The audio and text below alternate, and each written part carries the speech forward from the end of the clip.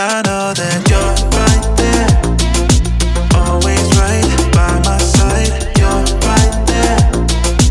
When it's dark, you're my light. You're right there.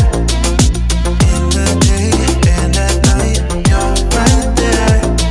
Yeah, no matter what. Thank you, God, you are always there. You're so good and I know you care. You protect me, you love me, yeah. It may be hard to understand it, but you know just what the plan is. So I can believe without seeing it. Ooh, that you're right there, always right by my side. You're right there. When it's dark, you're my light. You're right there. In the day and at night, you're right there. Yeah, no matter what. When I'm lost, you show the way. You are with me every day, every place, everywhere. I know that you'll be there. It may be hard to understand it, but you know just what the plan is. So I can believe without seeing it, without seeing it. You're right there, always right by my side. You're right there. When it's dark, you're my light. You're right there. In the day and at night, you're right there. Yeah, no matter what, no matter what, no matter what. Yeah, no matter what. I know you're moving, I'm gonna follow.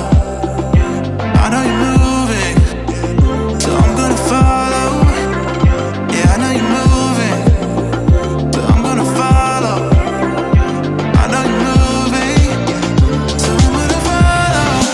You're right there, always right by my side. You're right there. When it's dark, you're my light. You're right there. In the day and at night, you're right there.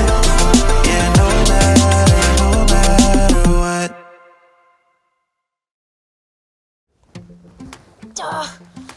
Oh, come on.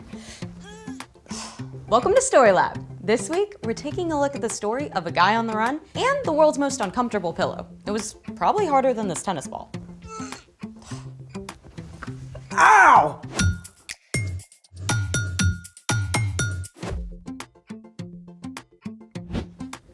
Hey, I'm Sebastian. And I'm Skylar. We're talking about ways we can see God at work in history. And how we can see God at work right now. You do know it's impossible to crush a defenseless tennis ball with your own hands, right? Yeah. And yet, you continue. Well, my grandma watches this old show called The Bionic Woman. See, this girl is in a serious accident, but then she's given all these bionic parts, and she basically turns into a superhero. Who crushes tennis balls? You gotta admit, a bionic arm would be pretty awesome. I mean, we could always build one. Build an actual real-life bionic arm? I mean, more like a robotic hand. Still awesome. Let's make it! Today, we're making a robotic hand. Skylar, but at your service. Focus! For this project, you'll need plastic straws, jumbo straws, craft foam, scissors, a ruler, a pen, yarn or string, and hot glue. Done, and hold on. Got the pens. Perfect! Step 1. Trace your hand on heavy paper or craft foam and cut it out.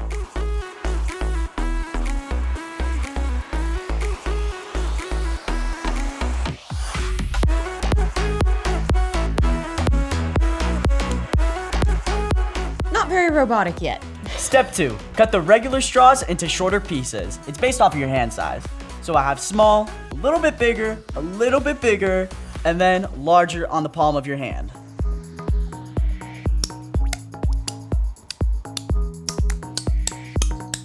How did I only end up with 6? Check the floor. Alright, so you'll need to cut some of the jumbo straws so we can use them for later, for the wrist.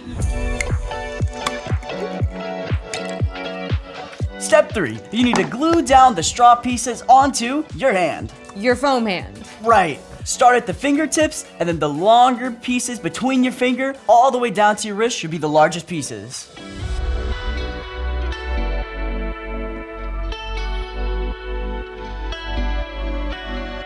You may need to add a few more pieces if your hand is bigger, or take out a few if your hand is smaller. Perfect. When you're finished gluing your pieces, add a piece of the jumbo straw in the middle for your wrist. Ta-da! Time for the string? You know it. Step 4. Thread 1 strand of string or yarn through each of the 5 fingers, all the way down through the jumbo straw at the wrist. If you have a hard time threading your string, you could poke it through with a pipe cleaner or get a grown-up to help you with a large needle. And make sure to glue each string at the fingertip so it doesn't fall out.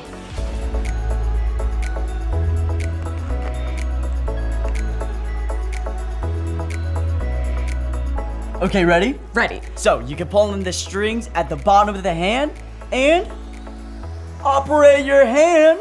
This is kind of creepy. What's that? Get it away. I thought you wanted to be bionic. Oh, hey, let's see if, okay. Robotic?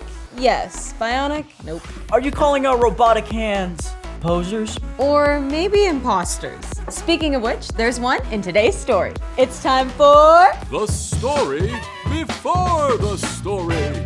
Today, we're in Genesis, the very first book in the Bible. In the beginning, God created the whole world and everything in it, including people. We were made in the image of God, to be friends with God. But the first people chose to go their own way. When they turned from God, the world was broken. And so was our friendship with God. Sin and darkness crept in.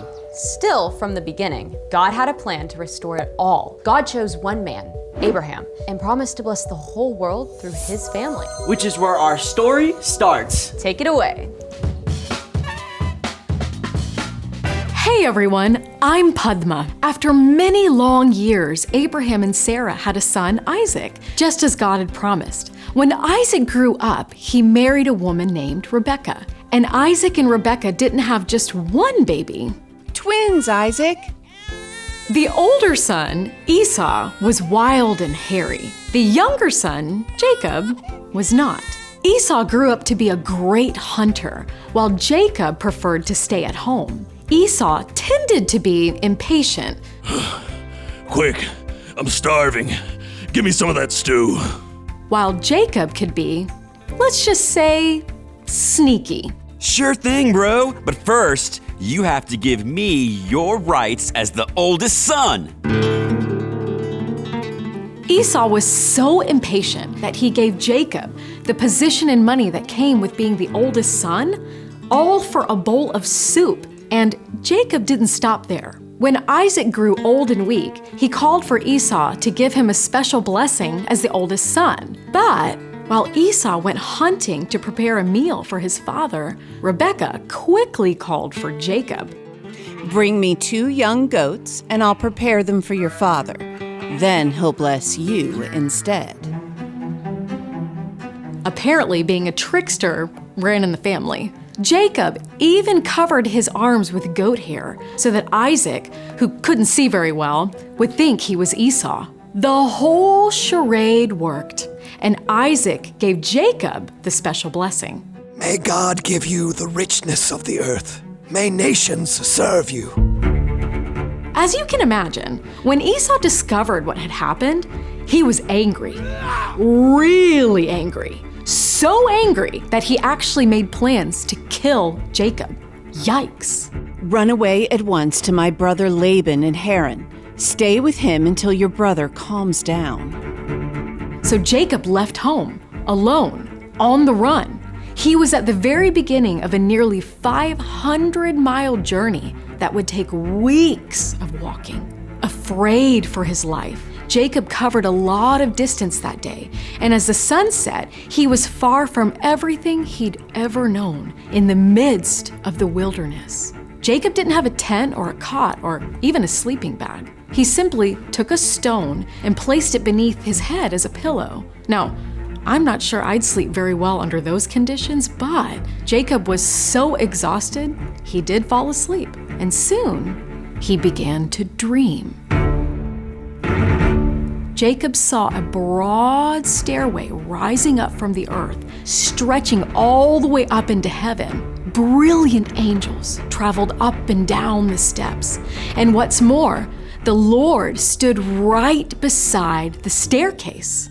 I am the God of your grandfather Abraham and the God of Isaac. I will give you and your children the land you are lying on. They will be like the dust of the earth that can't be counted. All nations on earth would be blessed because of you and your children. Hear that? It's the exact same promise that God gave to Jacob's grandfather, Abraham. But God had even more for Jacob. I am with you. I will watch over you, and I will bring you back to this land. I will not leave you until I have done what I have promised.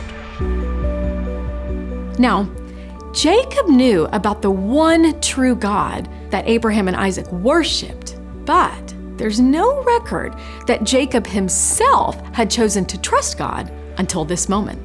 The Lord is surely in this place, and I didn't even know it. Early the next morning, Jacob took his pillow stone and turned it into a sacred stone.